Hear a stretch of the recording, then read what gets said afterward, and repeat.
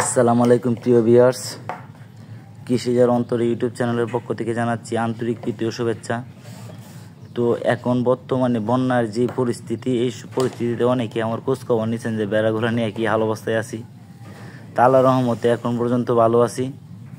আবার এখন বর্তমানে বন্যার পরিস্থিতিতে আমরা যারা খামারি আছি তারা কী হাল অবস্থা বা কেমনি কী করব, কী আসো বিষয় এ টু জেড তথ্য দেওয়ার চেষ্টা করব। বা এই বন্যার সময়ে বেড়ার কী কী সমস্যা হইতে পারে। তো দেখেন, আগে কিন্তু আমাদের যেই জমিগুলো আসছিল পানি এইগুলো ভাইসে গেছিলো, একবার পানিতে উঠটা পরে আবার পানিতে ওইগুলা ভাইসে গেছিলো। তো এখন আবার নতুন করে পানি বাড়ার কারণে বা বন্যার কারণে বা ভারতীয় পানি ছাড়ার কারণে আবার আমার এই জমিগুলা ডুবে গেছে, যার কারণে ভেড়াগুলা ঘাসের একটু শর্ট পড়বে। আরেকটা জিনিস, যাদের এলাকায় এই সময় ভেড়া আছে বা বর্ষাকালীন পানি উঠে তাদের কি কি সমস্যার সম্মুখীন হতে হয় সেটা আমি একটু বলি। আসলে এই সময় ভেড়াকে প্রচুর পরিমাণে কৃমি অ্যাটাক করবে, প্রচুর পরিমাণ ভেড়া পাতলা পায়খানা করবে। আবার অনেকে যারা ভাবতেছেন যে এই সময় আপনার ভেড়া কিনবেন, ওই সময় বর্তমানে ভেড়া কিনা থেকে একটু বিরত থাকেন। কেননা বর্তমানে ভেড়া যেহেতু বর্ষার সময় অতিরিক্ত পানি ময়লা আবর্জনা আসবে, এই সময় কিন্তু ভেড়ারে অনেক ধরনের লোকবালাই অ্যাটাক করে। তো যারা নতুন তারা অবশ্যই এই সময়টার মধ্যে ভেড়া কিনেন না, ফাল্গুন চৈতে ভেড়া কিনেন, তখন সবগুলা ভেড়া সুস্থ থাকে। আর বর্তমানে যে পরিস্থিতি, এই পরিস্থিতির মধ্যে ভেড়া কিনলে লসের সম্মুখীন হতে হবে। তো দেখেন, আমার একটা ভেড়া বাচ্চা পাতলা পায়খানা করতেছে, তো ওটার আমি ট্রিটমেন্ট করতেছি, কী করি না করি আপনাদের দেখানোর চেষ্টা করব। তাই এই বর্তমান সময়ে কেউ ভেড়ার খামার নতুন করে শুরু করার চিন্তা করেন না। যার খামারে জয়টা আছে বর্তমানে ওইটা নিয়ে সীমাবদ্ধ থাকেন। যেহেতু অতিরিক্ত পানি হইতেছে, এই পানি সরে যাইব ডুবার ঘাটগুলা, যেগুলা ডুবা অঞ্চল আছে বা যেগুলো পানি পরিপূর্ণ, পানিগুলো যখন চলে যাব তখন ওই ঘাসগুলো খাইলে আবার বেড়া পাতলা পায়খানা করব। এই ঘাসগুলো যখন স্বয়ংসম্পূর্ণ হইব, একবারে মনে হয় যে ডাড হয়ে যাব, তারপর যখন ভেড়া ঘাস খাইব তখন ভেড়ার সমস্যা হইবে না ইনশাল্লাহ। তো এই সমস্যা এই বর্তমান বর্ষার সময় আমি জানি সবাই কম বেশি ভেড়া নিয়ে টেনশনে থাকে, দুশ্চিন্তায় থাকে। এই বুঝি ধরলো পিপিআর, এই বুঝি ধরলো পাতলা পায়খানা, এই বললো ধরলো কলেরা, এরকম নানান ধরনের সমস্যা রেগেই থাকে বর্তমানে যেহেতু বর্ষার সময়। আসলে এই সময়টা সবচেয়ে বেশি বেড়া পালতে সমস্যা হয় এই বর্ষার সময়ে, কারণ এই সময় ঘাসের শর্ত হয়, জঙ্গল থেকে আনেন আর যে জায়গা থেকে ঘাস কাটতে আনেন ওই জায়গাও কৃমি অ্যাটাক করে।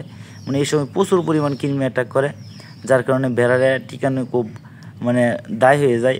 বিশেষ করে বাচ্চাগুলোর অ্যাটাক করে বেশি, বড়গুলো তার রোগ প্রতিরোধ ক্ষমতা একটু থাকে বা কৃমির ডোজ দেওয়া যায়, কিন্তু ছোটো ছোটো বাচ্চাগুলোর তার কৃমির ডোজ দেওয়া যায় না। দেখেন আমার একটা ভেড়া কীরকম পাতলা পায়খানা করতেছে। তো এই সময় সবাই সবার জায়গা থেকে সতর্ক থাকবেন আর ভেড়াগুলোরে সুস্থ সবল লাগার চেষ্টা করবেন। আর যদি মনে করেন যে কোনো ভেড়া পাতলা পায়খানা করে, হয়তো একদিন দেখবেন, এরপর দিন থেকে ট্রিটমেন্ট দেওয়া শুরু করবেন।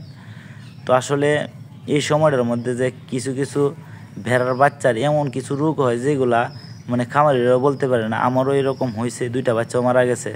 তা আসলে কী সমস্যা, কী আসবে বিষয়টা আমি বুঝি না। আসলে বোঝার ভুল হয়তো আমার, আমি আসলে কি এতটা বুঝিও না। যদি কেউ জানেন বা অভিজ্ঞতা থাকেন তাহলে জানায়েন যে কী সমস্যার কারণে মরতে পারে। আসলে এ টু জেড সব ট্রিটমেন্ট করা আছে, কৃমি করছি, পিপিআর করছি, এরপর যে লিভার টনিক খাওয়াইছি, জিঙ্ক খাওয়াইছি, সবগুলা খাওয়ানোর পরে তো বেড়াগুলা কেমনে যেন হুট করে দুর্বল হয়ে আস্তে আস্তে মারা যায় বাচ্চাগুলো। কিসের জন্য যে এরকম হয় সেটা আমি এখনও বুঝি নাই। তো 2টা বাচ্চা মারা গেছে, তো একটা বাচ্চা আবার পাতলা পায়খানা করতেছেন, যে হ্যাঁ নিজে শুয়ে রয়েছে, এটা দুর্বল হয়ে গেছে মোটামুটিভাবে। তো এটার আমি পিপিআর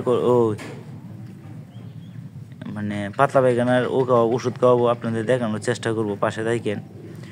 তো এই সময়টার মধ্যে সবার স্থান থেকে একটু সতর্ক থাকবেন। ভেড়াগুলারে জমিতে নামিয়ে খাওয়ানোর জন্য দিয়েন না। আর অতিরিক্ত মাত্রায় ঘাস খাইলেও সমস্যা, পাতলা পায়খানা হইব। তো এই যে আমার পিচ্ছি স্যার আয়োনাইডের ভরি খাওয়াইব। আসলে এটার আমি কী কী পাতলা পায়খানা চিকিৎসা দিলাম সেটা একটু আমি বলি আপনাদের। ওটার আমি খাওয়াই হইল আপনার